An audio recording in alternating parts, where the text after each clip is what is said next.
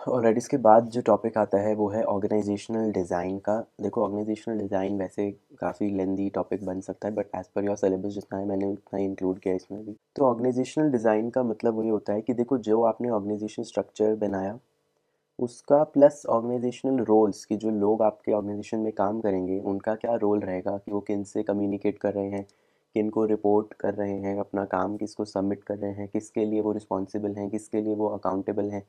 वो सारी चीज़ें अलाइन करनी विद द स्ट्रक्चर जो कि आपने ऑर्गेनाइजेशन स्ट्रक्चर बनाया।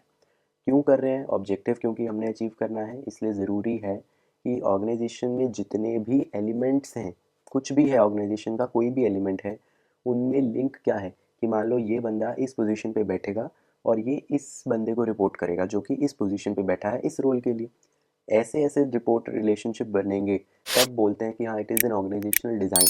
तो जब ये ऐसे आप स्ट्रक्चर्स और रोल्स को अलाइन करोगे और एलिमेंट्स को लिंक करोगे, तो आप बेसिकली स्ट्रक्चर ही बना रहे हो एक तरह से, vertical as well as horizontal. समझ लो, इधर देखो, मतलब वर्टिकल एंड हॉरिजॉन्टल स्ट्रक्चर्स बनाया हमने, वो ऑर्गेनाइजेशनल डिज़ाइन है। क्यों? क्योंकि वहाँ पे आपने रोल्स को, कि किसने क्या रोल परफॉर्म करा है एंड उसकी क्या पोजीशन है, उसको ऑर्गेनाइजेशन स्ट्रक्चर के साथ अलाइन किया।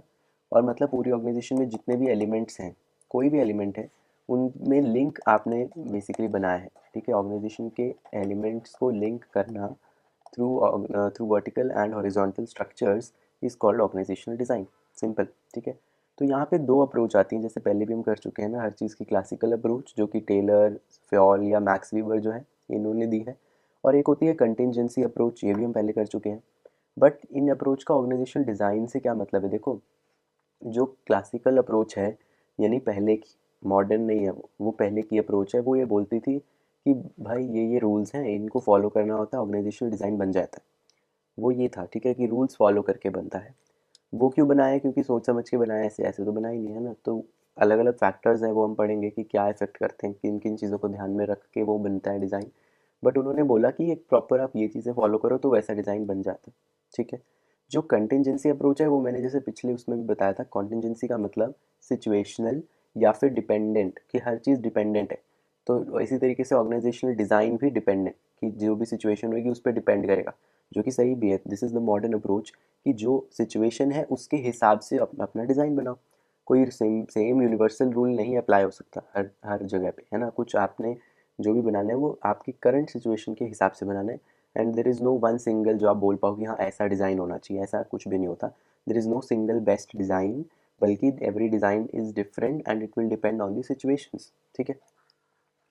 तो यहाँ पे देखो, यहाँ लिखा भी है, classical approach Taylor, Fayol, Max Weber, focus to bring efficiency, recommend universal principles to be adopted. ठीक है।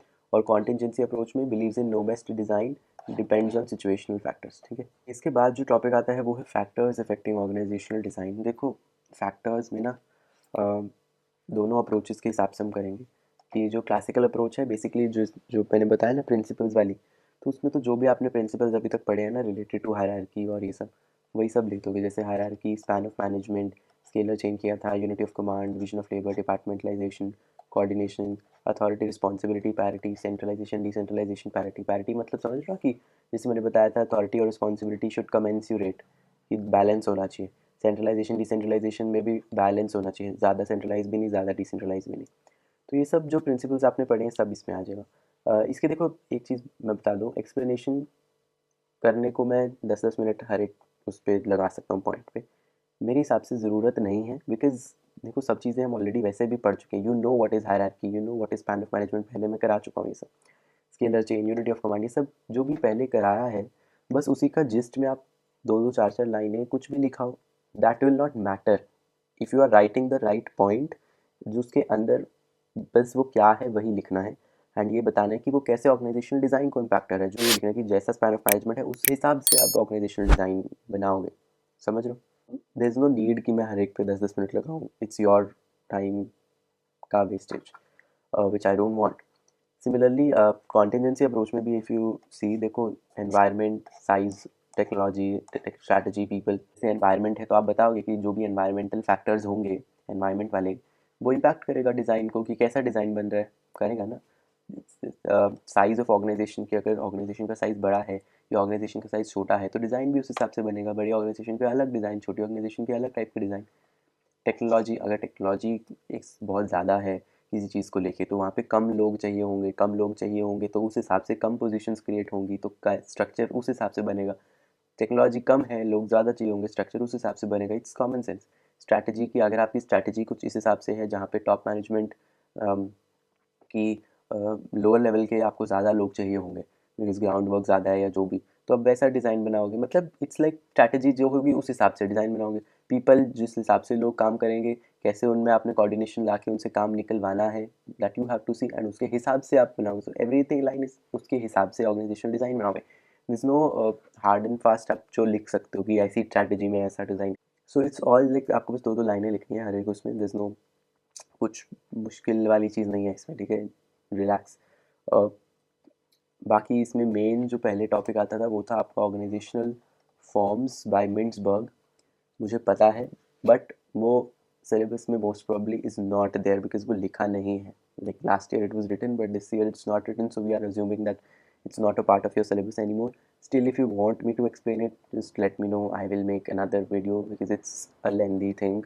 Organizational forms given by Mintzberg, तो वो भी एक टॉपिक था पहले जो मेन इस चैप्टर में वही था, but now it is removed from your syllabus and hence I am not covering it in this video. ये बाद में अगर if you want just let me know, I will make it. Okay, so या this chapter is completed. Next हम departmentalisation करेंगे, बड़ा topic है, अच्छे से करेंगे, ठीक है। मिलते हैं उसमें।